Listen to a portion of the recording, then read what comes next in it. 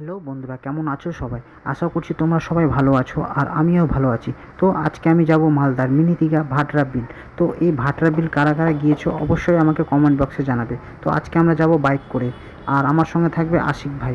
ওকে আমি বাড়ি হেলমেট আনতে পাঠিয়েছি, কেননা মালদায় অতিরিক্ত পুলিশ গাড়ি ধরছে তাই।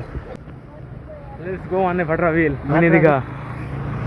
মালদা বাইপাস দিয়ে যাওয়ার সময় সামনে দেখলাম অসাধারণ একটা ভিউ, আর তার পাশেই একটা সুন্দর একটা প্রকৃতির দৃশ্য।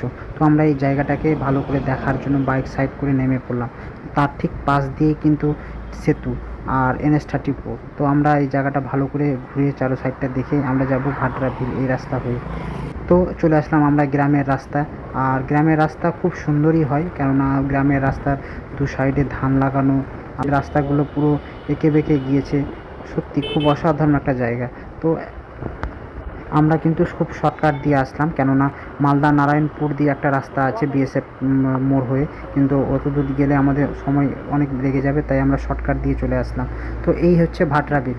এখান থেকে 200 মিটার আর যেতে হবে।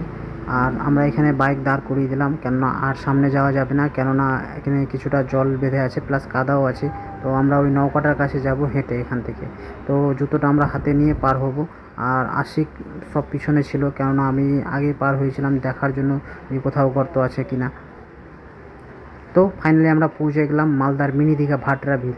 তারপরে হালকা করে আস্তে আস্তে করে আমি জলের দিকে নামতে লাগলাম, আর জলের যা ঢেউ বন্ধুরা, অসাধারণ একটা জায়গা ঘোরার মতো মালদার ভিতরে। যারা এই মিনি দীঘা ঘুরে গেছে তারাই একমাত্র জানে এখানকার সৌন্দর্য আর মজা কীরকম লাগে। আর যারা এখন পর্যন্ত আসেনি তাদেরকে অবশ্যই বলবো এই জায়গাটা একবারও না হয়তো ঘুরে যেতে, কেননা না আসলে এই জায়গাটা বুঝতে পারবে না। কেননা দীঘা যেতে গেলে আমাদের অনেক টাকা খরচ করতে হয়। এখানে নেমেই আমি কিন্তু জলের মাঝখানে দাঁড়িয়ে পড়লাম, পকেটে হাত ভরে, আর আশিক ভাইকে বললাম কিছু ফটো তুলে দিতে, কেন এত সুন্দর একটা জায়গা ফটো না তুললে কি আর হয়। এত সুন্দর জায়গা দেখে তো মনে খুব আনন্দ লাগছে। আর অনেকেও স্নান করছে, আর ওদের স্নান করা দেখে আমাদেরও স্নান করতে খুব ইচ্ছে করছে, কিন্তু আমরা সঙ্গে করে কোনো গামছা নিয়ে আসিনি, সেই জন্য আমরাও স্নান করতে পারলাম না। তাই মোবাইলটাকে একটু চারো সাইডটা ঘুরিয়ে ঢেউ কাটা রাস্তা দেখে আমরা কিন্তু এখান থেকে খুব শীঘ্রই বেরিয়ে পড়ব। আর পাশেই কিন্তু নৌকা, আর নৌকাতে এখন পর্যন্ত কোনো মাঝি আসেনি।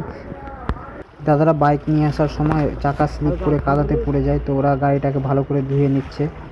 তো আমাদের ঘোরা কমপ্লিট, ফাইনালি আমরা এখান থেকে এবার বেরাবো। আর সামনেই একটা দেখছি আইসক্রিমের দোকান দেখতে পাচ্ছি, ওখানে গিয়ে আমরা আইসক্রিম নেব। তো আশিক দেখছে যে কোন আইসক্রিমটা নেওয়া যায়, কেন এখানে অনেকগুলাই ক্যাটলগে দেওয়া আছে। তো আমরা একটা আইসক্রিম নিয়ে বেরিয়ে পড়লাম। তো আমার এই ভিডিও দেখার জন্য অসংখ্য ধন্যবাদ, থ্যাংক ইউ।